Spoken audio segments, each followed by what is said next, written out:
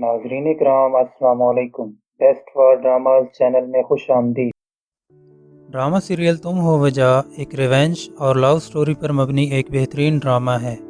ड्रामे की स्टोरी बहुत ही इंटरेस्टिंग है। ड्रामे की स्टोरी जानने के लिए वीडियो को एंड तक ज़रूर देखें। ड्रामा सीरियल तुम हो वजह की कास्ट के बारे में आपको बताते चलें कि सबूर अली और संबल इकबाल ने इस ड्रामे में अपना मेन किरदार अदा किया है। इसके अलावा शहजाद शेख, अली अब्बास, सवेरा नदीम, शाहूद अली, रज़ा तालिश, काशिफ महमूद, सलमा हसन, नूरुल हसन और शहजाद राहत ने इस ड्रामे में अपने अपने रोल अदा किए हैं। ड्रामे के प्रोड्यूसर्स ड्रामेबाज और एमडी प्रोडक्शंस हैं। ड्रामे की राइटर समीना एजाज और इसकी डायरेक्टर साइमा वसीम हैं।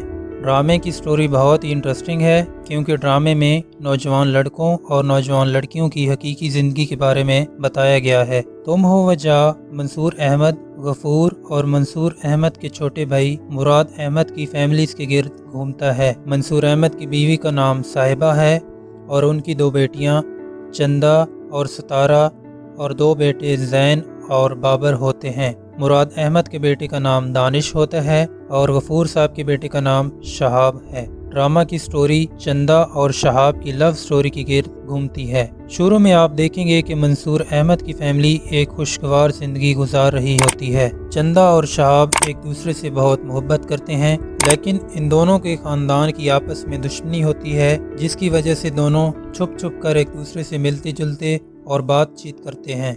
दोनों बेपनाह मोहब्बत होने के बावजूद एक दूसरे से खुलकर मोहब्बत का इजहार नहीं कर पाते कि कहीं खानदानी दुश्मनी की वजह से एक दूसरे से जुदा न हो जाएं। चंदा का भाई कभी नहीं चाहता कि चंदा की शादी शहाब से हो, तो इसीलिए चंदा भागकर घर वालों को बताए बगैर शहाब से निकाह कर लेती है और शहाब उसको अपने घर ले आता है। दोनों एक दूसरे के साथ बहुत खुश होते हैं, लेकिन शहाब का वालिद गफूर एक दिन बातों बातों में चंदा से कहता है कि बेटी, ये बहुत अच्छी बात थी कि आप दोनों की शादी धूमधाम से होती और दोनों खानदान आपस में जुड़ जाते।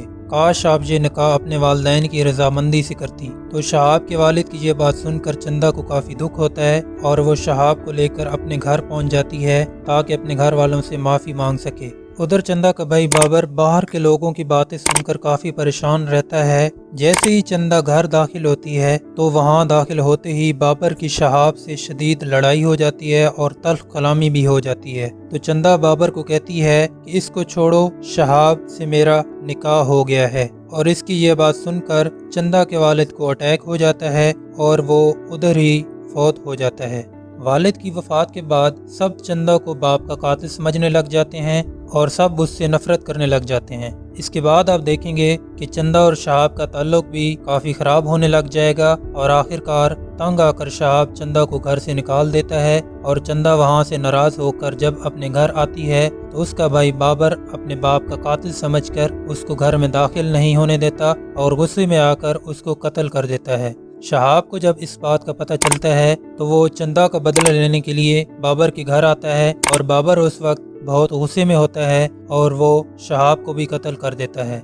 यूं चंदा और शहाब की लव स्टोरी एक रिवेंज में बदल जाती है। ड्रामे के आखिर में बाबर को अपनी गलती का एहसास हो जाता है और वो बहुत ज़्यादा पछताता है और अपनी बहन और उसके शौहर की मौत का खुद को कसूरवार मान लेता है और खुद भी खुदकुशी कर लेता है। इसके अलावा दानिश और सितारा भी एक दूसरे से बहुत मोहब्बत करते हैं और दोनों शादी कर लेते हैं। तो नाजरीन, उम्मीद है कि आपको ड्रामा की स्टोरी और प्रेडिक्शंस काफ़ी पसंद आई होंगी। ड्रामाज और एंटरटेनमेंट की दुनिया से जुड़े रहने के लिए इस चैनल को सब्सक्राइब करें और बेल आइकन को ज़रूर प्रेस करें ताकि आपको हमारी आने वाली तमाम वीडियोस बर वक्त मिल सकें।